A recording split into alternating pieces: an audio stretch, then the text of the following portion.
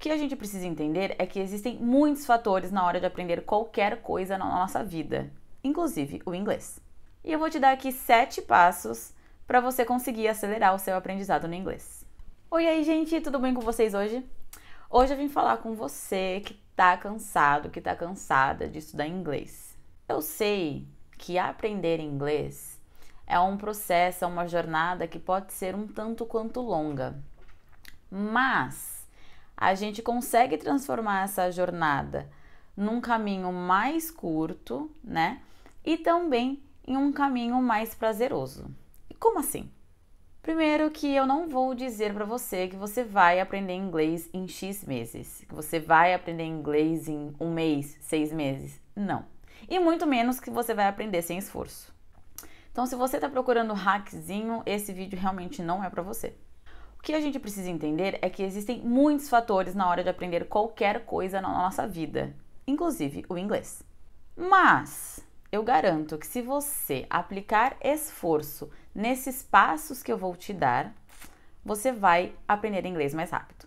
Eu vejo que muitas pessoas acham que aprender inglês é decorar todas as coisas possíveis e inimagináveis para poder falar, mas não é assim. Saber inglês é muito mais do que isso.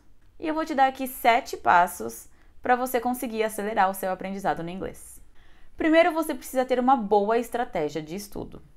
Então, ao invés de você separar as habilidades do inglês, como leitura, escrita, o áudio e também a fala, você vai focar por assuntos ao invés de habilidades.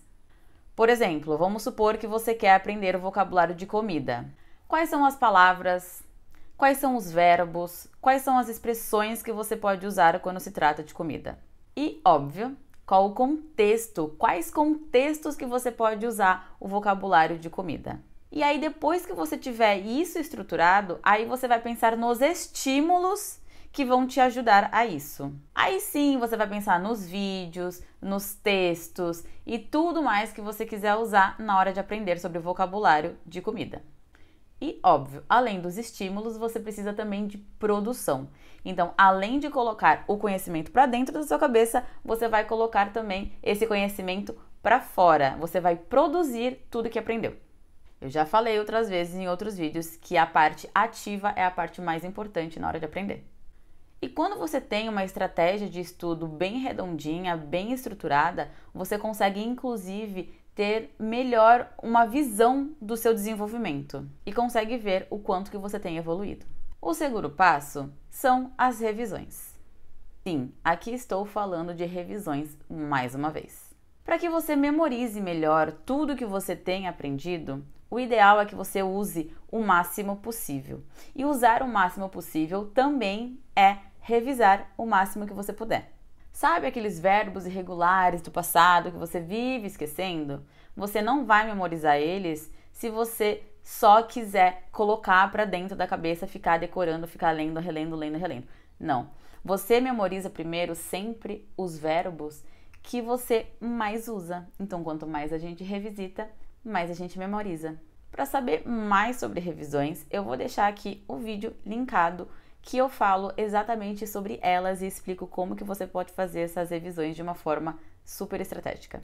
O terceiro passo é o seguinte: qualidade é melhor do que quantidade. Sim, saber inglês não é sobre o tanto de palavras que você sabe, não é o tanto de palavras que você memoriza, e sim o tanto de palavras, expressões, verbos, estruturas gramaticais que você consegue utilizar na hora de se comunicar.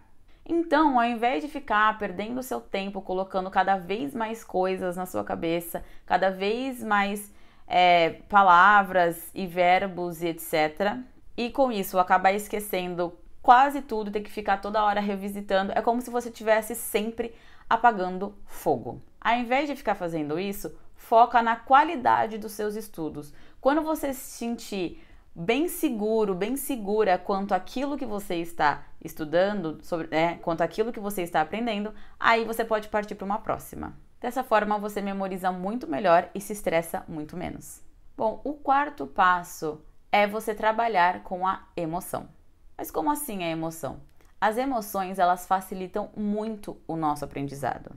A gente lembra muito mais de coisas que foram emocionalmente significativas pra gente do que aquilo que não teve emoção. E aqui existem duas formas de você usar a emoção no seu processo de estudo. A primeira é a contextualização. Para contextualizar, por exemplo, você precisa pensar em situações em que você vai usar ou aquele verbo, ou aquele vocabulário, ou aquelas expressões, seja lá o que você estiver aprendendo. Voltando ao nosso exemplo da comida, o que a gente pode pensar? Onde que a gente usa a comida? Café da manhã.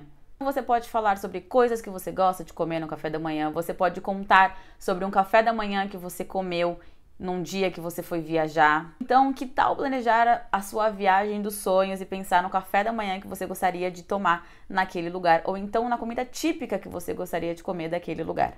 Então, contextualizar é literalmente você trazer para o mundo real, e quando a gente traz para o mundo real, a gente consegue ativar emoções.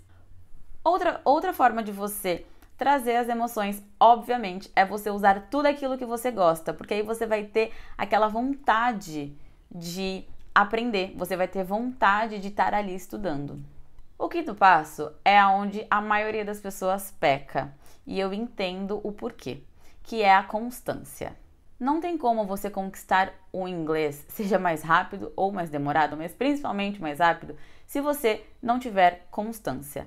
Não dá para estudar 5 horas por dia, 5 horas numa segunda-feira e ficar terça, quarta, quinta e sexta sem estudar e pegar ali os materiais para estudar ou ter contato com o inglês somente no sábado. O ideal é que você foque um pouco todos os dias. O ideal é que você estude e tenha contato com o idioma de alguma forma todos os dias. Isso aqui é a cereja do bolo. Você precisa muito ter a constância. Para manter essa constância, você precisa se planejar e pensar em que horário do dia que eu consigo me dedicar ao inglês. Por quanto tempo eu consigo me dedicar ao inglês? Se você consegue se dedicar 30 minutos por dia para você melhorar o seu inglês e aprender o idioma, já é o suficiente, contanto que você consiga manter isso todos os dias. Então foque na sua realidade pessoal. O que funciona para o seu amigo talvez não funcione para você. Não adianta você planejar levantar às 5 da manhã para estudar se você não está acostumado a levantar às 5 horas da manhã para estudar. O sexto passo é uma coisa que faz toda a diferença, que é a imersão no idioma. E o que é essa imersão? Imersão é quando você transforma o seu ambiente em um ambiente que está rodeado de inglês. E não, eu não estou falando para você sair tacando post-it na televisão, colocando que se fala TV, colocando post-its nos seus livros e colocando que aquilo ali se chama books em inglês. Não é isso. Isso para mim é uma perda de tempo. Eu estou falando de você transformar coisas cotidianas que já fazem parte da sua vida em inglês.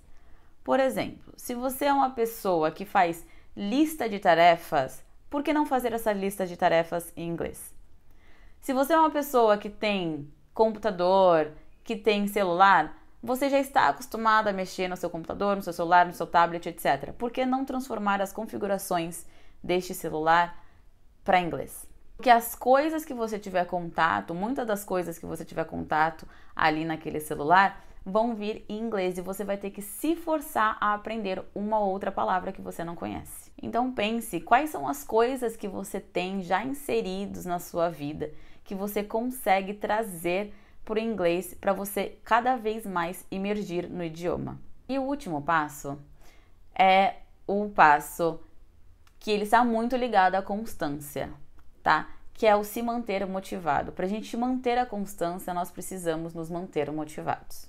E a motivação não é acordar feliz da vida todos os dias falando yay, bora estudar inglês, bora aprender. Não. A motivação é mesmo quando você acorda sem vontade, cansado e falar assim, nossa, eu vou fazer porque o meu objetivo é ter o inglês assim. Então a motivação é o que te dá a força de fazer algo mesmo quando você não queria tanto fazer aquele algo.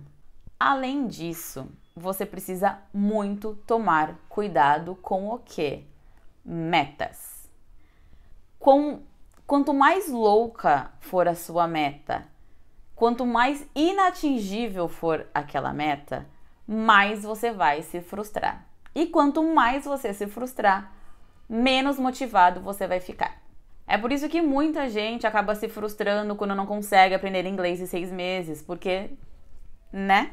Então aqui você precisa ser honesto, você precisa ser honesta com você e com a sua realidade. Vocês conseguem perceber que todos os pontos falam entre si? Porque não é uma coisa que vai resolver o seu problema. São várias, só que são várias coisas que conversam entre si. É como se fossem engrenagens que precisam estar trabalhando juntas. E como eu falei, é um processo que é um pouco demorado, né? Ele pode ser um pouco demorado. Então, o que é ideal fazer? Ter sempre um diário, um caderno, um arquivo no seu computador, onde você liste todas as coisas que você conseguiu, todas as coisas que você vem conseguindo. Porque às vezes a gente esquece de tudo aquilo que a gente já conseguiu. E aí o que a gente precisa fazer? A gente precisa ter um lugarzinho que é o lugar de impulso.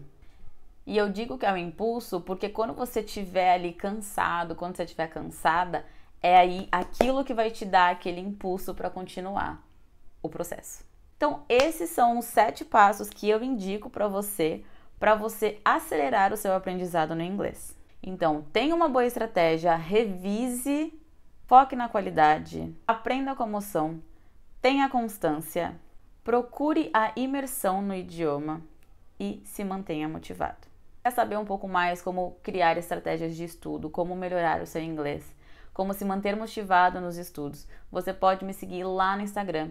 Eu sempre estou conversando com a galera está sempre me mandando DM, ou então mandando pergunta nas caixinhas para querer saber mais e tirar as suas dúvidas. Então você pode me seguir lá e ir conversar sobre isso comigo. Vejo vocês no próximo vídeo. Bye, bye!